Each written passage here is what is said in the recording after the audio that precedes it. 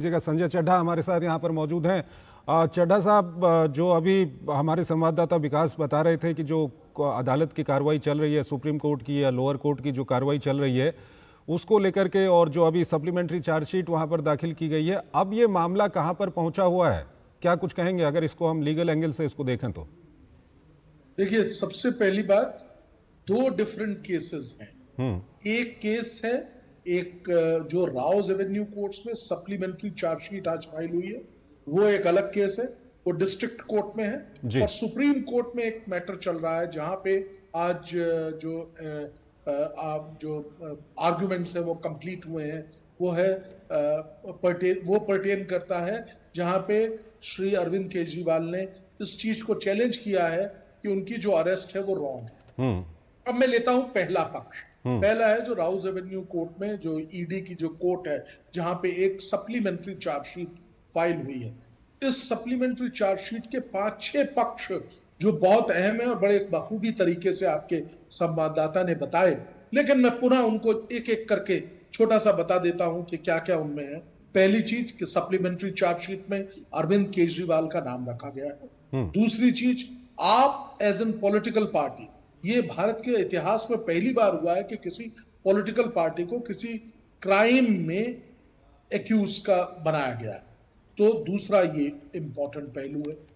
तीसरी बात, जो कि 2-3 बड़े इंपॉर्टेंट तथ्य उजागर हुए हैं इस चार्जशीट में, वो ये है कि पहला, कि ये बताया गया है चार्जशीट में कि आम आदमी पार्टी के जो बैंक अकाउंट है उसमें कुछ प्रोसीड्स आई हैं, अर्थात उसमें कुछ पैसा डाला गया है, उस पैसे का इस्तेमाल किया गया है, नंबर 1। नंबर दूसरा, जैसा पहले हवा में बात हो रही थी कि अरविंद केजरीवाल का बातचीत हुई है, चैटिंग हुई है किसी हवाला ट्रेडर्स के साथ, उस पर्टिकुलर एस्पेक्ट से रिलेटेड अब तथ्यों के साथ और प्रूफ के साथ जो सप्लीमेंट्री चार्जशीट है उसमें इसको डाला गया है, इस पर्टिकुलर एस्पेक्ट को भी बीच में डाला गया। ठीक है। तो ये कई चीजें हैं। इसके अलावा सेक्शन 70 का अट्रैक्शन होना और ये फंड जो है उनका गोवा में इस्तेमाल होना, मेरा ख्याल है ये सारी चीजें बहुत अहम रूप से पेश की गई हैं चार्जशीट में। और उन चार्जशीट को अब इनको प्रत्येक अभियुक्त को दिया जाएगा और वो अपना केस उसी तरीके से तैयार करेंगे।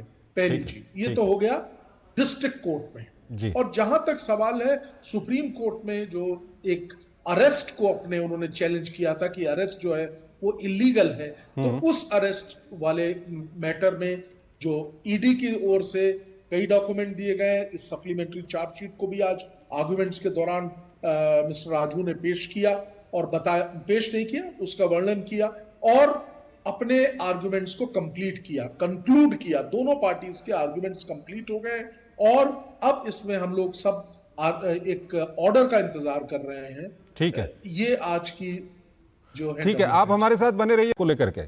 छोटी सी बात मैं कह दूं? हाँ बिल्कुल, समीर जी। संजय चड्ढा। हाँ संजय जी बोलिए। मैंने कहा अब आपको ये जो कार्यक्रम है चंद्रशेखर जी, उसको बंद कर देना चाहिए। पंकज जी ने कितना बड़ा आपको कह दिया कि अब सब चीजें सही हो जाएंगी, इन्हें लाइटर नोट में, हंसी के मूड में मैंने कहा ऐसे नहीं होता है। कानून की प्रक्रिया कानून से होगी। हमको ये देखना है कि कोई भी ईडी और तमाम संस्थाओं ने प्रत्यक्ष प्रमाण दिए, क्या होगा उन प्रमाणों का? केस चलेगा।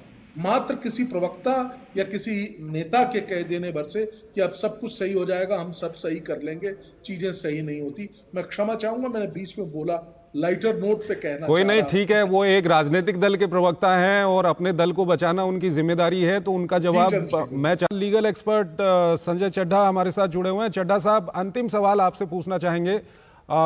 जो पांडे जी बोल रहे हैं, ठीक है, अपनी पार्टी को डिफेंड करना उनका काम है और राजनीति, क्योंकि चुनाव का माहौल भी है तो राजनीतिक बयानबाजी वो करेंगे ही, लेकिन अगर अदालत के मामले की हम बात करें तो अब ये मामला कहाँ जाते हुए दिख रहा है? अरविंद केजरीवाल, आम आदमी पार्टी का भविष्य क्या होगा?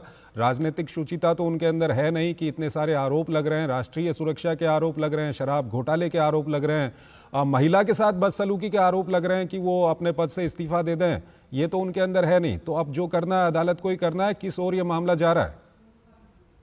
तीन चीजें बताना चाहूंगा, बहुत सूक्ष्म में। सुप्रीम कोर्ट में जो मैटर है जिसमें कि उनकी गिरफ्तारी को चैलेंज किया है, उसमें ऑर्डर रिजर्व हो गया है। जो कोर्ट ऑर्डर पास करेगी उसका हमको जब आएगा तब बात करेंगे। दूसरा, जहां तक स्वाति मालीवाल का मैटर है, उसमें मैं पांडे जी की बात का एक समर्थन तो क्या, मैं तो बात कर रहा हूं, एक जो वीडियो आया है वो निश्चित तौर पे स्वाति मालीवाल के अगेंस्ट जाता है, लेकिन क्योंकि एक महिला ने शिकायत की है, हमारा कानून ये है कि महिला की शिकायत पे सर्वोपरि और सबसे ऊपर रख के उसका जांच होगी, और उस जांच में वैभव जो कि उनके निजी सचिव रह चुके हैं उनको सहयोग करना पड़ेगा। और उसमें मैं एक बात आगे बढ़ के भी कह रहा हूं कि उनकी अरेस्ट भी हो सकती है, क्योंकि एक ऑफेंस उसमें नॉन बेलेबल है। अब आते हैं तीसरा सवाल जो कि सबसे अहम है। जल्दी करिए सर, जो वक्त बिल्कुल खत्म हो रहा है चार्जशीट हमारा। दाखिल हुई है, आज जो सप्लीमेंट्री चार्जशीट दाखिल हुई है, ये निश्चित तौर पे एक गंभीर बात है पार्टी के लिए भी और पार्टी के मुखिया अरविंद केजरीवाल के लिए। ठीक है, बहुत बहुत शुक्रिया आप सभी लोगों का हमारे साथ इस कार्यक्रम में जुड़ने के लिए। तो अरविंद केजरीवाल की मुश्किलें बढ़ रही हैं, चाहे वो शराब घोटाले का मामला हो या स्वाति मालीवाल के साथ बदसलूकी का मामला हो, उसके अलावा आतंकी संगठनों से फंडिंग लेने का मामला हो। अरविंद केजरीवाल लगातार परेशानियों में घिरते जा रहे हैं। क्या कुछ आगे होगा ये देखना होगा, अदालत में क्या कुछ होता है, और खासकर ये भी देखना होगा कि एक राजनीतिक शुचिता भी एक चीज होती है। इतने सारे आरोप लगने के बाद क्या अरविंद केजरीवाल की पार्टी कोई अपनी तरफ से कोई कदम उठाती है, ये भी देखना होगा। हालांकि दिल्ली में चुनाव चल रहा है तो जनता भी सब कुछ देख रही है और अरविंद केजरीवाल और उनकी पार्टी को जनता के सामने भी जवाब देना है। अपने इस कार्यक्रम को